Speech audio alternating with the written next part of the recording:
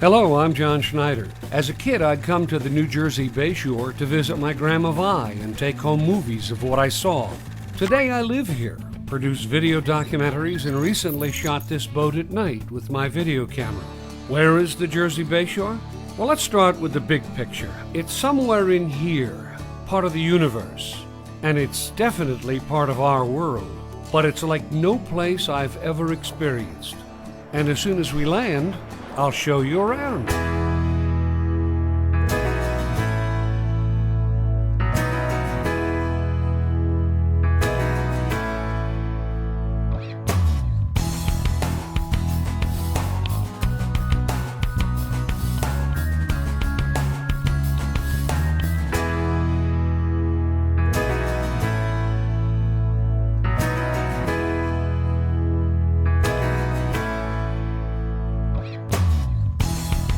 278 degrees. No further word, you're saying?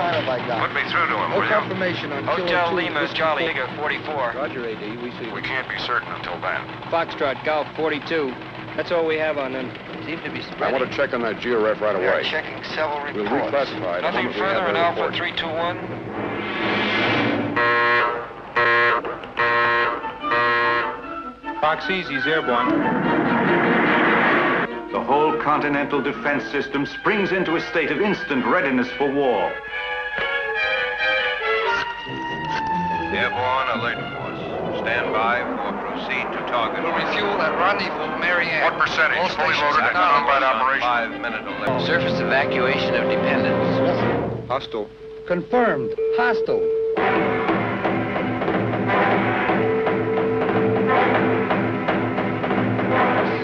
By order from the White House, you are authorized to proceed. The decision is made. We strike back. We had real-time invasions. We had a place in Texas that would fly a squadron of SAC bombers out over the Gulf of Mexico. They would fly up the East Coast, way out over the water, and then turn inbound to New York. We would not be alerted that it was happening. Our headquarters for North American Air Defense Command were aware that this was taking place. Once we called in that we had all this traffic coming in, then they would tell us that it was SAC trying to simulate an actual attack on the city. And so we would get our guys going again, and we'd either splash them or some of them got through. And they were real-time alerts. The adrenaline started pumping, and we were all on the tippy toes, wide awake at the scopes. I'm John Corbett.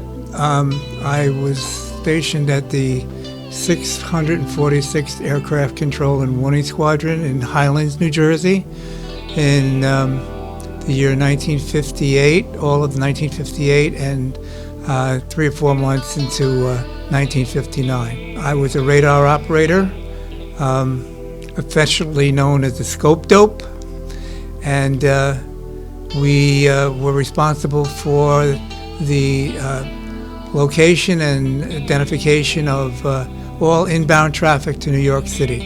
We had this surveillance radar, two antennas for that, and we also had 2 antennas, height finder antennas. They rock like that, and they can measure height. Our scope looks like that, okay, and the antenna goes up and down.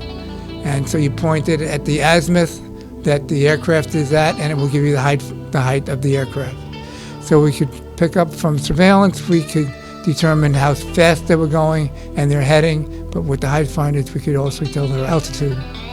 The idea was to blanket the continental United States with radar, some coverage everywhere. It didn't always cover everything, but it covered most of the United States. I arrived at the 646 on top of Portland Road in the dark. It was cold.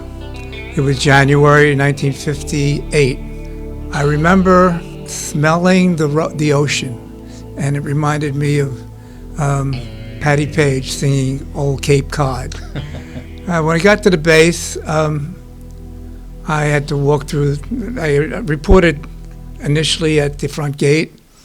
and I was told where to go to headquarters.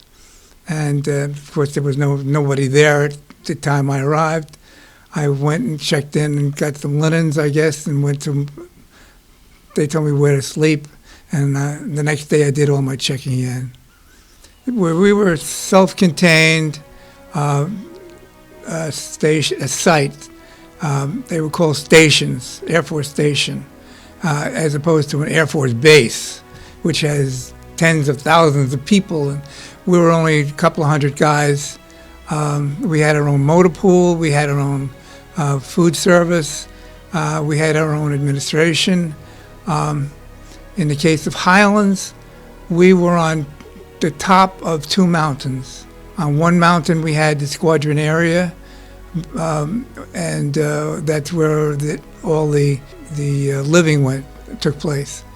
On the second mountain is where we had operations area, and we worked 8-hour shifts, 24 hours a day, 3 shifts, day shift, swing shift, midnight shift.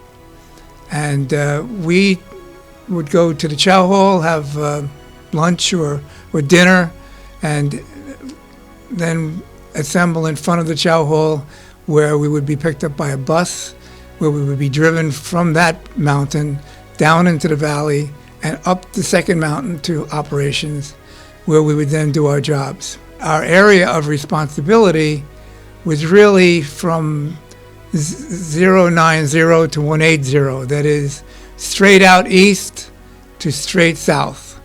And we had 2 scopes that would surveil the area. One was the overall scope, our surveillance scope, which went around 360 degrees.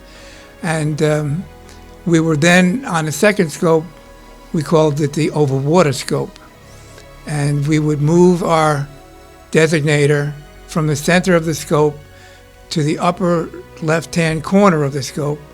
And so we'd only see a 90-degree sweep every time it came around.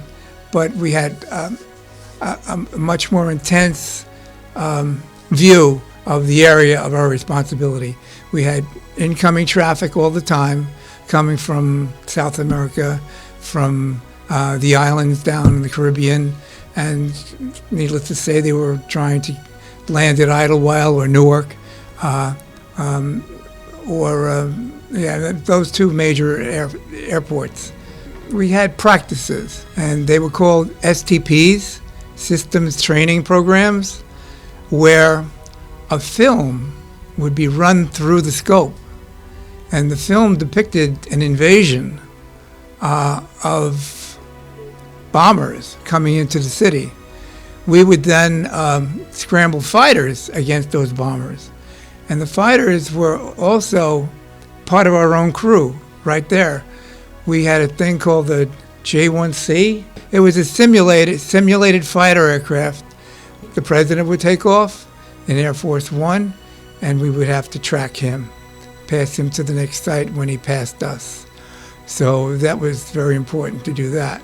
Many of the people from the base lived in Highlands, and my crew chief lived in Highlands with his family. Highlands had about 1,200 people at the time we were there. So they would come to work when they had to and go home when they were finished. I lived on the base, so I would go to my barracks. And we worked 6 days on and 3 days off. We had Seabright. We could go swimming every day if we wanted to, and just walk down Portland Road with towels under our arms, cross the bridge, the old bridge, and step over the rocks. And on the other side of those rocks, there was about 100 yards of beach. And it was like Coney Island. But we'd spend the afternoon there going to the beach, get suntan, and come back to work, maybe swing shift or midnight shift again. In Highlands, our movie theater was inside one of those tunnels. One of the tunnels had a room off to the side where we had chairs and a movie theater, and we would have movies in that tunnel. We had an NCO club, then there was an officers club. So all of these things were miniature size as opposed to a great big Air Force base. I never really went out to eat. I had a meager pay, a pay grade, and a meager pay to match it. So I did my eating when I went home. We had air police and air police dogs, sentry dogs that would patrol. So we had pretty tight security around the base. Except, of course, on Armed Forces Day when the whole world could walk into everything and watch. And my parents came down with my young sister, who was 11 at the time. I was 19. And they took the Port Authority bus into Highlands and came up to the site. And I gave them a cook's tour of the base and brought them to my room. My room overlooked the Navasink and Seabright and the ocean. And at 19 years old, I said, this would be a pricey room if it was a hotel I was in this room. We had lunch in the chow hall, and my parents and my sister got on the bus with me and took us up to Ops. And we went into the operations building. Inside the dark room, the crew on duty was controlling a couple of fighters at the time, all within the scope of the activities for Armed Forces Day. And I showed my parents and my sister the fighters on the scope. I showed them on the plexiglass board how they were being plotted. And when the fighters got within about 10 miles from us, we all exited operations, and we stood out in the blazing sun, and we watched those fighters come right over our head. It was a very proud moment for me. My station was the next one north of there, which was Montauk Point on Long Island. We were called the 773rd. These are all AC&W aircraft control and warning sites. Well, my name is Stephen Riethoff. I'm a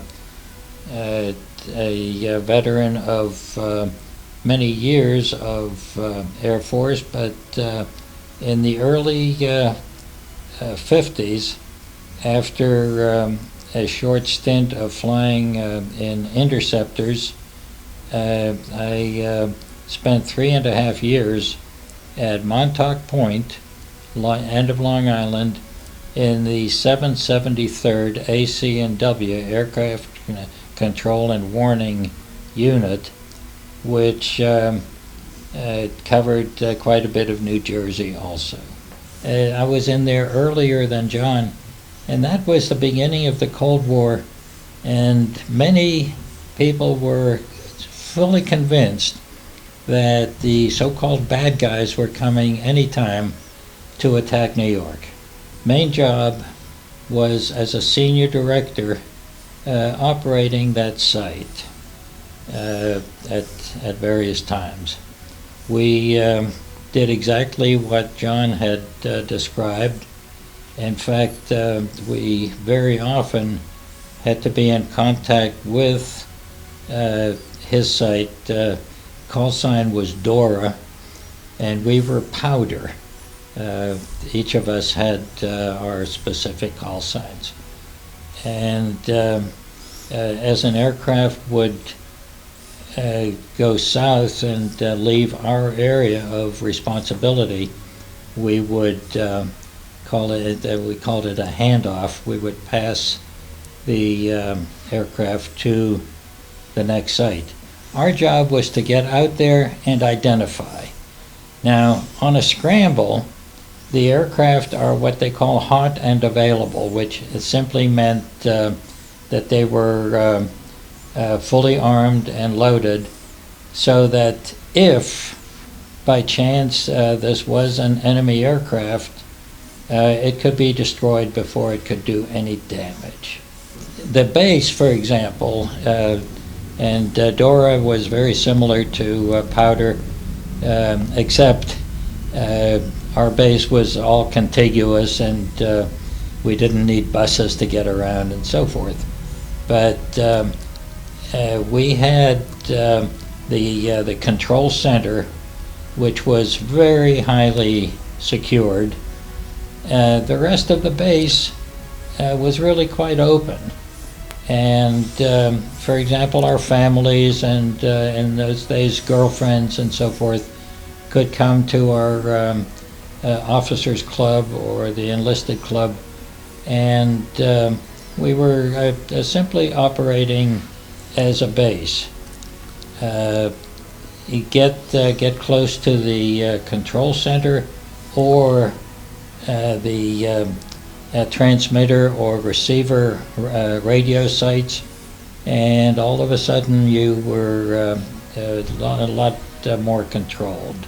Montauk itself was a very interesting coastal artillery base during World War II, totally camouflaged.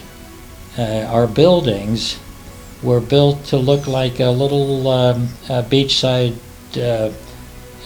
community. My own room was in a U-shaped building that didn't look at all like a military building at all, and the wall, the outside wall of the room that I was in, had a painted garage door to make it look like it was a one-car garage. In fact, even our control center, the early one, was called the Concrete Cottage. It was a windowless, secure two-story building, but you would never know that because the windows and doors, and again garage doors, were painted onto the concrete. Of course, once they put the radar antenna there, they weren't hiding anything. But from World War II, that was a very interesting building. And the problem that we did have when we separated the Air Force side from the Army, right next door they were using those 120 millimeter guns to train the operators, and they fired them constantly, day and sometimes at night. So we learned to live with the constant noise of the guns going off. We had more than just land-based radar covering the states. We had the Texas Towers out in the water. We had picket vessels in the Navy that would patrol, and we also had airborne early warning. Okay, so there was a lot of coverage going on. The fellows that were in airborne, I went to a reunion in Pennsylvania one time, and there was one fellow from airborne, and he said, you know, they would have to fly. They might have to fly for 3 or 4 hours to get out into the station that they had to patrol, and that's when their 8 hours started. Okay, and they would go back and forth, and then when their tour is up and they were relieved by the next plane, they didn't have another 3 or 4 hours to get back. So they got flight pay for this, of course, but the land-based radar was just one of the methods of coverage. This is the Air Force Station, George's Bank, a stationary radar platform located 160 miles east-southeast of Boston, Massachusetts. Because of its resemblance to the offshore oil rigs in the Gulf of Mexico, it is called a Texas Tower. This film is a photographic report of the first of a chain of these towers to be placed along the Atlantic coast to form a radar guard against surprise attack from the sea and to act as control centers for defending fighter aircraft. Texas Towers were assigned to some of the shoreline-based stations. Highlands had its own Texas Tower, which was 82 miles out into the water on a southeast heading from New York City. There were Texas Towers up around Massachusetts. Maybe, I don't know if Powder had one. Powder had one? Powder had one. Oh, but we had Texas Tower 4. And when I was in Highlands, my day came when they finally got my number and they want to ship me out. 2 shipments came in, and the first sergeant said, "You got your pick. You can go, if you want to stay local, you can go to the Texas Tower 4, and you'll spend a month there and a month here in Highlands, and then another month back on the tower and another month in Highlands, alternating for 24 months until you had your 12 months on the tower." I opted to go overseas, up north. I got to see the world from the top looking down. And so I went up to Baffin Island and did my 12 months remote, and came back to the States and was stationed in West Virginia. About some time after I had spent over a year in West Virginia, or close to a year, the Texas Tower 4 that I might have gone to went down with all hands aboard.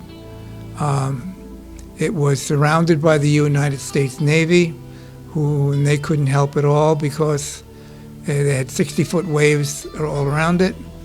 It had been hit by a storm previously, which had weakened one of its legs, and a subsequent storm took it down. And it just went with all U.S. Air Force people aboard. There are about 20 or 30 people left. They had down to a skeleton crew. But that was a big loss of life. When I go back to the base, it's nothing but overgrown grass and weeds, but the paved roads are still there, of course, and the tunnels are there. In my mind's eye, I could see it exactly the way it was.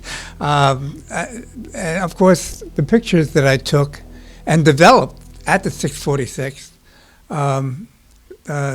help in that memory, because I have the pictures to remind me. My name is Corey Newman. I was a former resident of the Highlands from when I was about 2 years old to 1995, when I joined the U.S. Navy.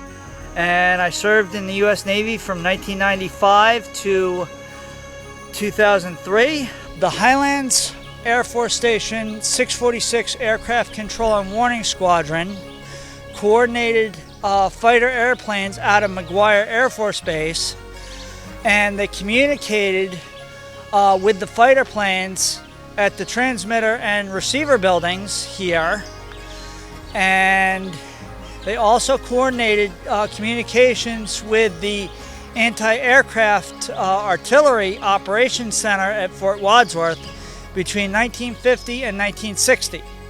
After June 1958, the 646 fed radar data and communications data to the Sage Blockhouse at McGuire Air Force Base.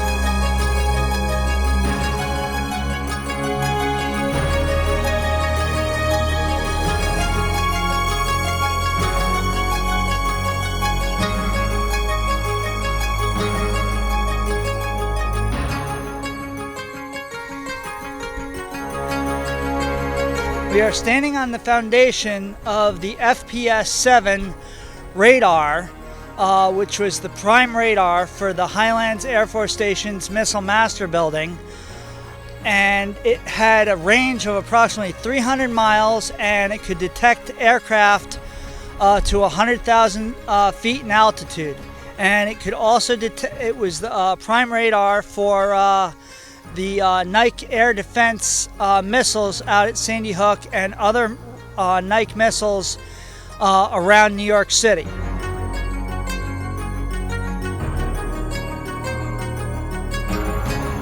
The Missile Master Building was 200 feet by 200 feet, and it had 3-foot thick walls. It was the command and control center for all the Nike missiles around New York City. This is the front foundation of the operations building and the Highlands Air Force Station operations area. This is the border fence for the 646's transmitter building.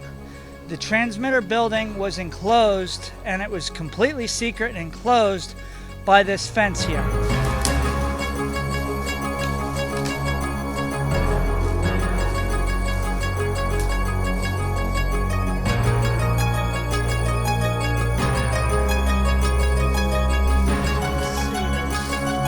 The foundation to the 646 transmitter building here at the Highlands Air Force Station. And the reason the transmitter building was not next to the radars was because it was on a similar frequency of the radars. If it wasn't for the development of radar at Fort Monmouth and the testing at Twin Lights and the radar site at the Highlands Air Force Station and the command and control center of the Nike missiles here at the Highlands Air Force Station, New York City most likely would have been a mushroom cloud from the Russians during the Cold War had they attacked New York City.